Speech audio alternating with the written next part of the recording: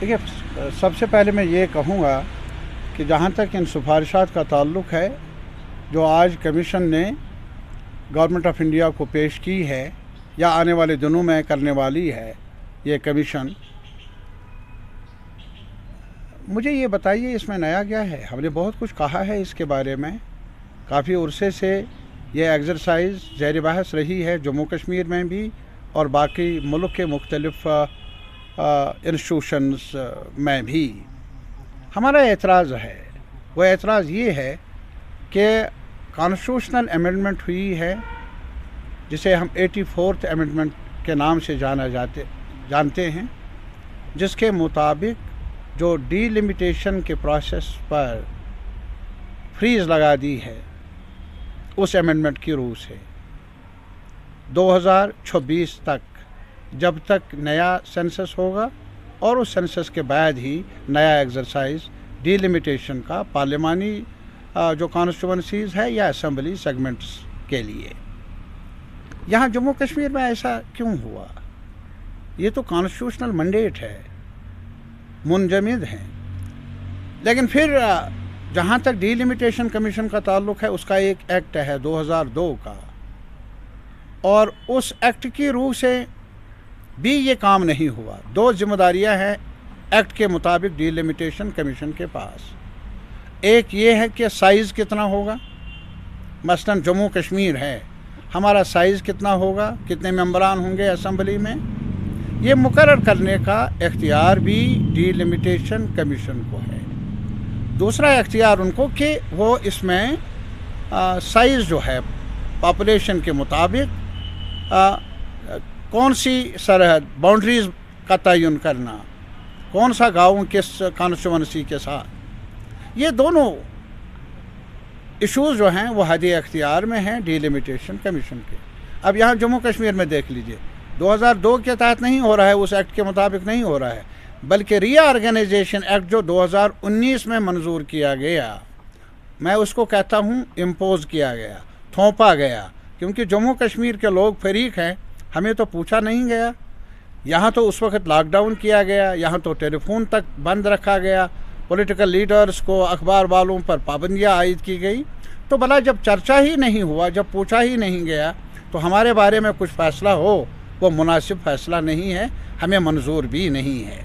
और इसी वजह से आज की जो एक्सरसाइज है वो 2002 के एक्ट के मुताबिक नहीं है, बल्कि वो इख्तियार है जो रीऑर्गेनाइजेशन एक्ट, जिस रीऑर्गेनाइजेशन एक्ट के मुताबिक हमारी एक हिस्टोरिक स्टेट को दो हिस्सों में तकसीम किया गया, जम्मू कश्मीर और लद्दाख, और इसके अलावा हमें एक तारीखी जो दर्जा है उसको गिरा दिया गया, हटाया गया, डाउन साइज़ किया गया यूनियन टेरिटरी में।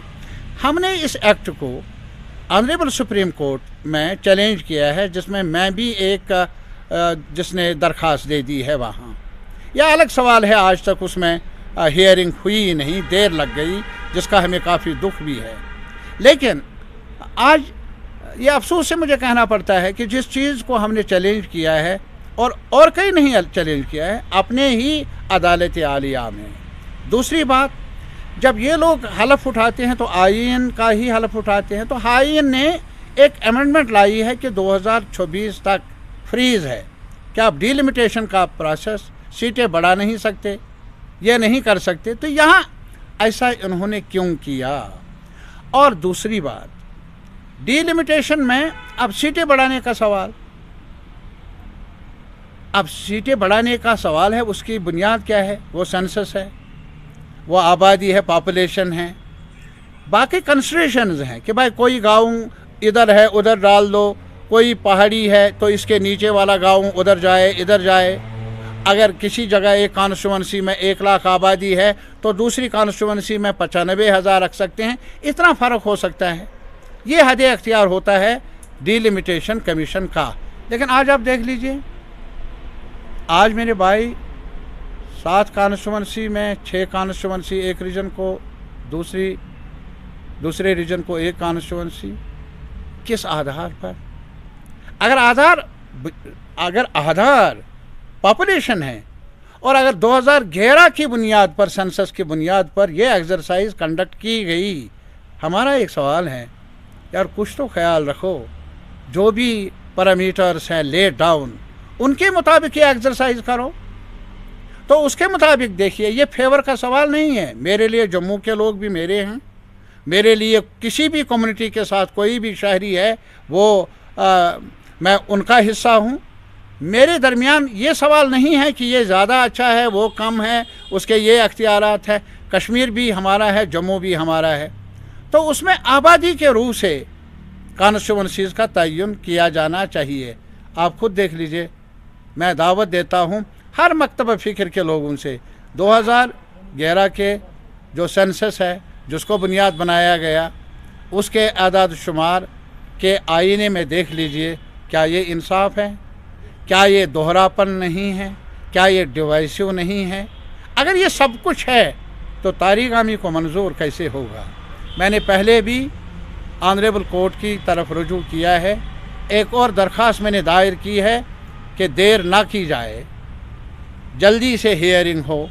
ہمیں امید ہے کہ ابھی جو چیف جسٹس صاحب نے کہا کہ ویکیشنز کے بعد اس میں ہیئرنگ کا پروسیس شروع ہوگا، اگر ایسا ہوا تو مجھے امید ہے کہ ہم وکالت کر لیں گے، ہم وہاں فریاد بھی کر لیں گے، ہم اپنا مقدمہ خود لڑیں گے وہاں کہ جو بھی یہ پروسیس ہوا جس کا چرچا بہت کیا، یہ ایک مخصوص حکمران پارٹی کا ایجنڈا ہے، یہ عوام کے خواہشات کا احترام نہیں، نہ جموں کے عوام کے خواہشات کا احترام ہے، نہ کشمیر کے عوام کی خواہشات کا احترام ہے۔ میں اس وقت اتنا ہی کہوں گا، آج کمیشن نے رپورٹ پیش کی، آپ آئے، ہم نے کچھ کہا، جب الیکشن کا بگل بچ جائے گا ہم بیٹھیں گے، آپس میں رائے قائم کر لیں گے، اور پھر آپ سے ملاقات ہوگی، اس بات پر بھی چرچا ہوگی۔ تبدیلیاں جو ایکسپیکٹڈ تبدیلیاں تھیں وہ تو ہوئی نہیں، بس پھیر بدل ہوا ہے۔ گنے چنے جو ان کے اپنے جن کو پراکسیز بولتے ہیں ان کو فائدہ پہنچایا گیا ہے، ان کے کنسرنز ایڈریس ہوئے ہیں، بٹ جو ایک جینوئن کنسرن تھا جو ہم نے بہت بار ریز کیا تھا وہ ابھی سامنے نظر نہیں آیا۔ اور دوسری یہ بات، یہ جو ہم رپورٹ آپ نے بولا ابھی رپورٹ سبمٹ ہوئی ہے، ہم انڈیویجولی جو اس کی امپلیکیشنز ہیں وہ ہم ابھی اسٹڈی کر رہے ہیں کہ اس رپورٹ کی جو ریکمنڈیشنز ڈیلیمیٹیشن کمیشن نے دیا ہے اس کی امپلیکیشنز کیا رہیں گی انڈیویجول کانسٹیٹوئنسیز پہ۔ سو وہ we are still studying it, ابھی رپورٹ ہمارے سامنے آئی ہے۔ خیر وہ تو ایک بات ہے، بٹ یہاں پہ میں آپ کو ایک بات بتاتا چلوں کہ نیشنل کانفرنس ایک بلیف رکھتی ہے کہ جب بھی یہاں پہ اسمبلی الیکشنز ہوں گے، مجھے لگتا ہے کہ لوگ اور یہاں کا ووٹر بی جے پی اور اس کی پراکسی پارٹیز کو ایک کرارا جواب دے گا۔ انہوں نے کتنا بھی کوشش کر لیں باؤنڈریز کو پھیر بدل کرنے کی، ایک جگہ سے اٹھا کے دوسری جگہ کرنے کی، کیونکہ ان کو الیکٹورل فائدہ ملے، بٹ اس کا جو ہے جواب آگے ملے گا جب باضابطہ اسمبلی الیکشنز ہوں گے۔ ڈیلیمیٹیشن کمیشن کی طرف سے جو ان کا فائنل رپورٹ آیا ہے وہ انتہائی حوصلہ شکن ہے، اور تمام عوام کے دل اس سے مجروح ہو چکے ہیں۔ جموں اینڈ کشمیر اپنی پارٹی اس ڈیلیمیٹیشن کمیشن کے فائنل رپورٹ سے بہت ہی دکھی ہے اور افسوس زدہ بھی ہے، کیونکہ مرکزی سرکار کی شہ پہ جو ڈیلیمیٹیشن کمیشن نے غیر جانبداری کا رول نبھانا تھا وہ نہیں نبھایا، بلکہ جانبداری سے کام لے کر علیحدہ اپنی من پسند دو پارٹیوں کو فائدہ پہنچانے کی جو ہدایت تھی ان کو مرکزی سرکار کی، تو ڈیلیمیٹیشن کمیشن نے اس پہ مکمل کام کیا ہے، اور صرف دو پارٹیوں کو فائدہ دینے کے لیے یہ فیصلہ لیا گیا ہے، یہ رپورٹ تیار کی گئی ہے۔ لگتا ہے کہ مرکزی سرکار کسی بھی صورت میں اس بات پر مطمئن نہیں ہے کہ پوری یو ٹی کے عوام کو اکٹھے رکھا جائے، متحد رکھا جائے۔ جموں ڈویژن کو 6 سیٹیں دے دی گئی، ہمیں صرف 1 سیٹ دے دی گئی، جبکہ آبادی کا تناسب ہمارے پاس زیادہ ہے۔ اتنا ہی نہیں، ہمارے تواریخی نام جو ہے کانسٹیٹوئنسیز کے وہ تبدیل کیے گئے، اور سب سے جو بونڈا مذاق انہوں نے کیا ڈیلیمیٹیشن کمیشن نے، بڑا افسوس ہے ہمیں کہ انہوں نے ہم سے آبجیکشنز مانگی، ملنے کو کہا تو جینوینٹی مانگی، تو ہم نے جب جینوین آبجیکشنز وہاں پیش کی، बहस मुबासा उस पे हुआ और हमें यकीन दिया SKICC की 14 मार्च की मीटिंग में कि इन जेन्युइन मामलात पे, ऑब्जेक्शंस पे गौर किया जाएगा। आज जब हम देखते हैं तो एक भी उस जेन्युइन सजेशंस को, ऑब्जेक्शंस को तस्लीम नहीं किया गया है, बल्कि जो डिलिमिटेशन कमीशन ने पहले किया था, हाँ, वही कायम रखा है। अवाम दुश्मन रिपोर्ट आया है, डेमोक्रेसी के खिलाफ रिपोर्ट आया है। जम्मू एंड कश्मीर अपनी पार्टी इस रिपोर्ट को सिरे से कंडेम करती है और इजहार अफसोस करती है और अभी भी फिर मरकजी सरकार से, हुकूमत हिंद से मुतालबा करती है कि ये जो आप लोगों को आपस में तकसीम करने, इलाकाई फसादात को कायम करने की कोशिशें करने और आपसी रंजिशें पैदा करने की जो आप हिकमत अमली अपनाई हुई हैं, इसको मेहरबानी करके खुदारा रद्द कीजिए और जम्मू कश्मीर के अवाम को जमहूरी इक़्तिदार के साथ जीने दे दीजिए। जहां तक ये डिलिमिटेशन कमीशन का फाइनल रिपोर्ट सबमिट करना, मैं समझता हूं कि ये यहाँ के लोगों के साथ ज्यादतियां हैं। ये लोगों का एतमाद खो चुके हैं। ये सारा कुछ बीजेपी की ईमा पे ये सारा कुछ कर रहे हैं। बीजेपी को जिताने की इनकी भरपूर कोशिश से इन्होंने इंस्टीट्यूशंस तबाह यहाँ किए। मेरा ये मानना है कि ये इन्वेजन है, बजाय ये कि लोगों के जो नॉर्म्स पूरी दुनिया में चलते हैं, अगर उन नॉर्म्स को मद्देनजर रखकर और आईन को मद्देनजर रखकर जो इसके नॉर्म्स होते हैं डिलिमिटेशन के, उनकी धज्जियां उड़ा दी गई, कानून और आईन की धज्जियां उड़ा दी गई। मैं समझता हूं कि यहाँ जोर जबरदस्ती की बुनियाद पे बीजेपी हुक्मरानी करना चाहती है। यहाँ के लोग बहुत दूर चले गए हैं, ट्रस्ट डेफिसिट बहुत ज्यादा है। इससे फर्दर एलिनेशन हुई, इससे सर्द महरी में लोग चले गए, लोग स्टेट से दूर जा रहे हैं।